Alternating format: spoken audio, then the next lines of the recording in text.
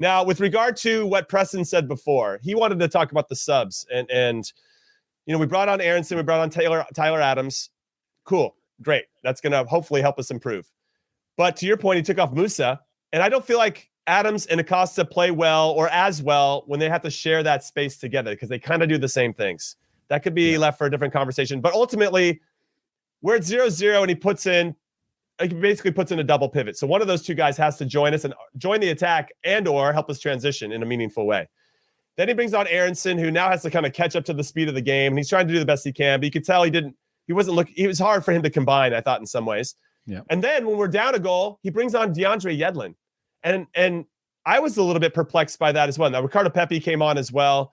And there was one other player that I'm forgetting at the moment that came on as well. Oh, Roldan came on.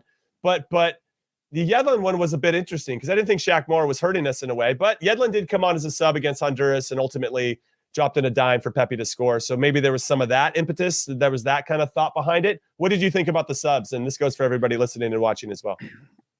Yeah, it's weird for me because two poor performances if I go with Honduras and I go with this game, and we're doing halftime subs, right? And I think halftime subs make a statement. That's a statement to the player who's been subbed out that I'm not even giving you the extra 50. The maybe 2 or 3 times that I was subbed out at halftime in my career were defining moments between me and the relationship with the coach because he's making a statement. He's telling you, I'm not even giving you a chance to come into the locker room at halftime, and I'm going to talk to you and say, hey, you better figure it out. Because you know how many times that in your career you have that where somebody's like, hey, I'm going to light a fire under you. You got 15 minutes to figure it out, or I'm going to sub you out and you're going to be done. To go on halftime and make those changes is basically an admission of getting it wrong, right? It's not even being like, okay, maybe we can settle down and change some tactics and figure it out. It's like saying, okay, I got this wrong. And that's where I'm kind of seeing this with Gregg, where he's doing these halftime changes. And again, I wanted Yunus Musa to stay on the field. Yeah, I agree with you. Like I actually thought Lletget, and there's another thought that Preston said. I want to throw it out there just so you can finish your thought. But he left Acosta and Lletget out there for 90 minutes when I thought Lletget wasn't being that impactful. He's going to do the work, of course. The guys, I have nothing but respect for how hard this guy works and to have even put himself in this position to be somebody we can rely on as a national team. But at that point, I don't think he was helping us move the game along, and he wasn't helping us transition in a way that was helpful. So you keep Musa on, who, to our points before, was trying to actually look for those types of link-up plays and trying to make something happen. And maybe bring on, at this point, I'm actually looking for somebody that can settle the game down a little bit. A Busio, a De La Torre, another guy that can help us do that maybe can find that ball in the half spaces, as you mentioned before. Do you think there was some thought behind why Acosta and Lletget stayed on for the 90 minutes? I'm not really sure. Again, I think Lletget, I think Acosta are hugely important for this team in terms of the type of game we need them to come in and have an impact, right? That just wasn't today. And if you look at what Yunus Musa did well against Jamaica, which earned him the start in this game, was just getting into spots that make it very difficult to defend and understanding how to get it out of them, how to triangulate that midfield that made the players around him better, got time for the players around him. Just that one time where he turned and ran up the field, broke pressure on the dribble, he did that against Jamaica, and you go, okay, now they've got to respect him in a different way. Well, guess what? Now the next player gets to pop into that space, or now he checks back and somebody tracks and follows him because they're like, I can't let him turn. And now you freed up space for somebody else. And that confidence and that willingness to know that this guy can break us at any time makes the players around him better. And so when they took him out, I thought, again, it became one-dimensional again. And again, I think Acosta is a quality player, but when you're trying to break through a team, you go, okay, take him out. So then what's next? You got Tyler Adams, you got this double pivot in there. Are we going to play through that? Because I don't think we've ever played through anyone that well with the two of them, except for maybe some minutes against Mexico when we figured out how to break the press. But otherwise, you're like, okay, now we got double pivot. Are we going to go into a back three? Are we going to release our fullbacks to go higher? I mean, what is the reason behind it that's going to create the advantage for this U.S. team? Mm-hmm. Are we now going to play more direct? Are we going to play diagonal balls? Is the ball going to come in, out, and out the other side? And now we've got ourselves a little bit of a counterattack situation or numerical advantage. I was trying to figure that out as it went along. And it just felt like they threw in another player just to be more defensive again. I would love to hear the instruction, and maybe at some point, because we have some friends on the team, just give us some. Maybe we'll have to wait till the window's over, right? Because they're still in the middle of it. But after the fact, once they go back to their clubs, maybe we can get some more insight. I would love to hear the instruction that Gregg was giving them in this game, When you come on as a sub, Brendan Aronson, this is what I want from you. And it could be as simple as, I just need you to go find the game. I need you to sit on the ball and like allow us to actually transition in a meaningful way. I don't even really remember us outside of a handful of times of creating numerical advantages, whipping a ball in where Zardes could actually make a timed run. And now I want to bring up Yak-Yak's question. And Yak-Yak, thanks for dropping it a few times in the comments. And keep those comments coming, everybody. We love the conversation that's happening there. Yak-Yak said that Gregg was fired from the Swedish club Hammarby because he couldn't create any offense. And when you look at tonight, we see something similar, 0 shots on goal. Now, as someone that, we're both defenders, we see the game through a defensive lens, me probably more so than you. And so it's really, really interesting when you start to look back at Gregg's history as a manager that he's run into some of these problems before. They're not new things that are kind of popping up in his managerial career. These are things that have kind of followed him around, whether he was there at Hammarby, the Columbus Crew, or even now with the U.S. men's national team. What are your thoughts on that? Here's a follow-up real quick, and then I'll answer that. Okay. Do you think, and answer this honestly, take that whole game, we finished 0-0. What's your take? I mean, again, I'm creating a hypothetical. No. I mean, it's not as... It's a crap game. The team played crap, but you've gotten results in crap games before. Is that enough? Of course. No. I would feel lucky that we got a point, that we survived. And we would be talking about what this team does so well is that even when, this is the narrative. When they don't play well, they still get results. And today they didn't play well and they finally got caught. Now, you had mentioned something on HQ that over the last 5 or 6 games, and there's a fun stat now, we haven't scored in the last 8 first halves. That's a crazy stat to me. That's a trend. That isn't just some one-off game. That's 8 straight games we haven't scored in the first half. That's something that needs to be addressed and looked at and thought about. And it kind of speaks to what Yak-Yak was saying about us not being able to create offensive opportunities consistently. With the narrative for sure would be that we know how to survive. We got this, we got this backbone and all this stuff. We gave up a goal on a set piece, but we didn't play well. So if we did get the 0-0 draw, I'd feel grateful and thankful that Panama didn't make most of their opportunities.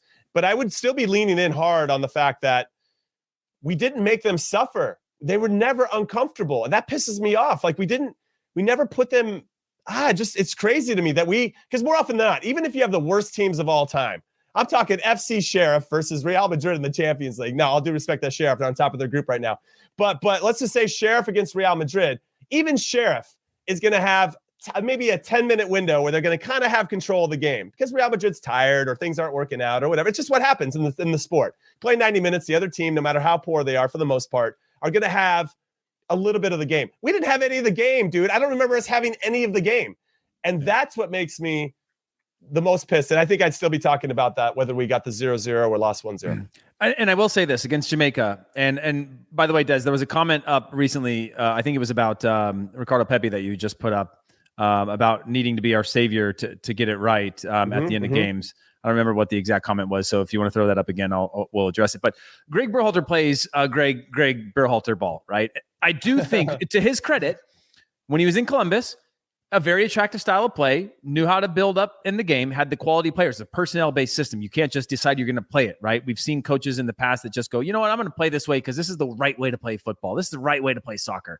And you're like, yeah, but you have a bunch of guys that got two left feet. And so what do you want us to do in this situation? I will say that Gregg Berhalter has evolved in his style of play. And now I think we're seeing that we're kind of caught between, which is, what's the identity of the team? The upside of Gregg Berhalter playing just Gregg ball every single game from the very beginning, now 40 games in, is you would have an identity, right? You would have an identity that you could go back to fundamentally. Okay, first 15 minutes, we high press. After that, we drop our lines to the top of the circle, okay? If they break our pressure, we fall into this line. This is our line of confrontation. This is how we defend. When we win the ball, this is where the spaces are when we're playing against a 4-back or a 3-back, or when somebody crowds the midfield in a diamond or whatever, 1-striker, 2-striker. You learn all those things during the game so you have an identity on and situational awareness to know when the game's giving you something, how to get out of that.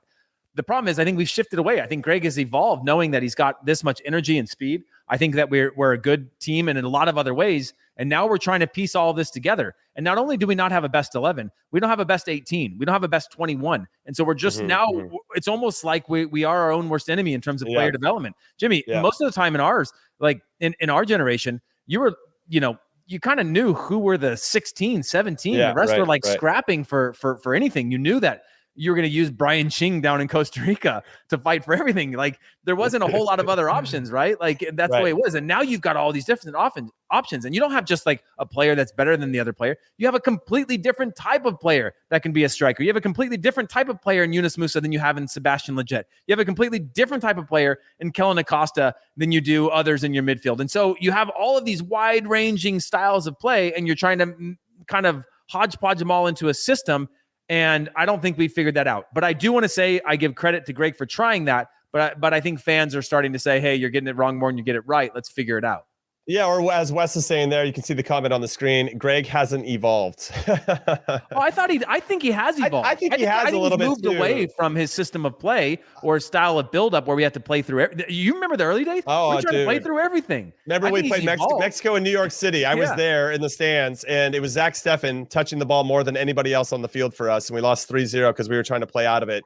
And he's like, we got to try it. This is the time. I'm like, what do you? No, we try this stuff when they're U15 national team, and then as they develop in that system, then you make sure it comes into the full team. You don't try this stuff with the full national team. Like, are you insane? So yeah, I do think he's evolved in some ways, and now you're talking about a possession-based guy that loves triangles and rondos. I'm sure he did a lot of rondos in his life. Yeah. But now he's talking about verticality, and I know it's not straight like Route 1 verticality, but there's some element of that I don't think I would have thought he would ever come out of his mouth, 5-6 years ago. So, well, the problem with evolution is that you fall into these gaps where you're kind of stuck between the old and the new, and you haven't gotten into a rhythm. And that's the problem with a national team in general, is that you don't get enough time to evolve it, right? Gregg Berhalter plays the same system at Columbus Crew the entire time that he's there, and you tinker and it changes and evolves. I don't want to disrespect that and say he did the same thing over and over, but it's still rooted in something. And I think the national team is now on this journey and growth of like, oh, wow, I think we have some different types of players now. Maybe we can try something different. And we're caught in between that.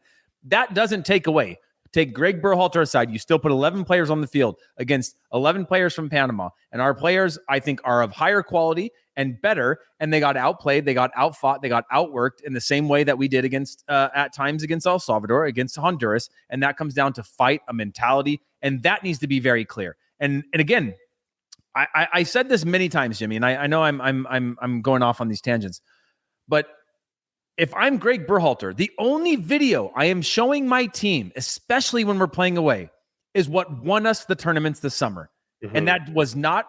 We didn't, play through everybody. That the only team that we dominated was Martinique this summer. Gianluca Busio was the American Pirlo in that game, and we dominated. But outside of that, we played okay. But we found ways to get results through fighting, being difficult to beat.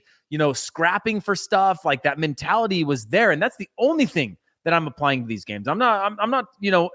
Okay, maybe line of confrontation, press, and all that stuff, but the rest will come. And if you have that as a foundation, you become very, very hard to beat. But I think we go back into these situations where you have all these quality players that don't play like this in their club, and they go, man, this is different. I don't know. I don't know if I like this. It's not that fun. Yeah. When you tell me we're going to go down there, we're going to just fight. I'm going to kick the ball long a bunch of times, and then maybe we get a point. Like, of course, that's an identity crisis. And I'm worried about that. But that's all I would keep showing these guys to say, hey, when we are at our best, it's because of these things that we control, not anything else that exists out there.